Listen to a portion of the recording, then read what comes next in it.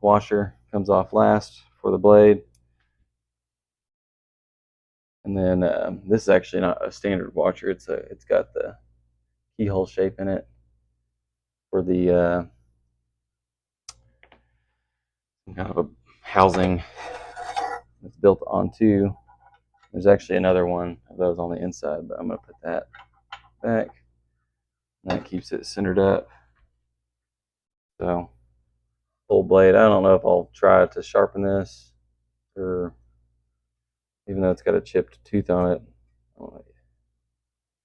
I mean, I guess I could repair that tip, but it'd never be the same. Just easier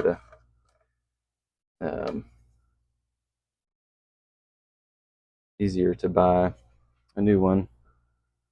So, hole's the same. I can't remember which one I said I was going to put on this one.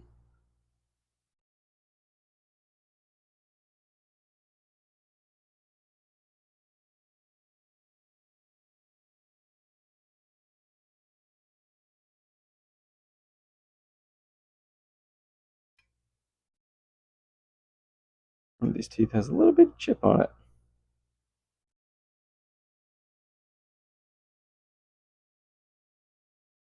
So I'm going to put this, just because I haven't cut with one like this before, I'm going to put this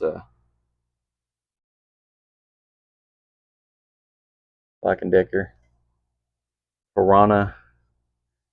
They probably don't make them like this. Probably his blade's probably as old as the saw or older. So my papaw gave me all this stuff. Doesn't do as much woodworking as he used to. But I bet you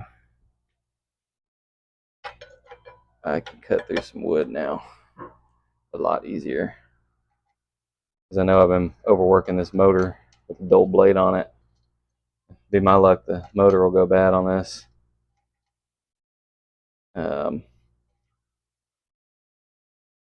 After putting a new blade on here, should have done this a lot sooner.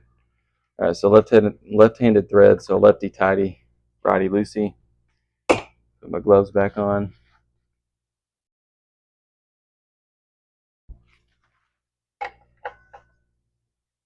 Switch that back. Hey, if y'all want, y'all can let the dogs out. If y'all want, y'all can let the dogs out. Are y'all staying outside? I'll let them out in a second.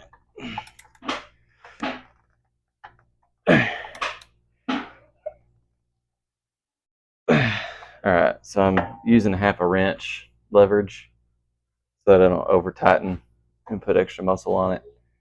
And then I might go just an eighth of a turn with full leverage on my wrench.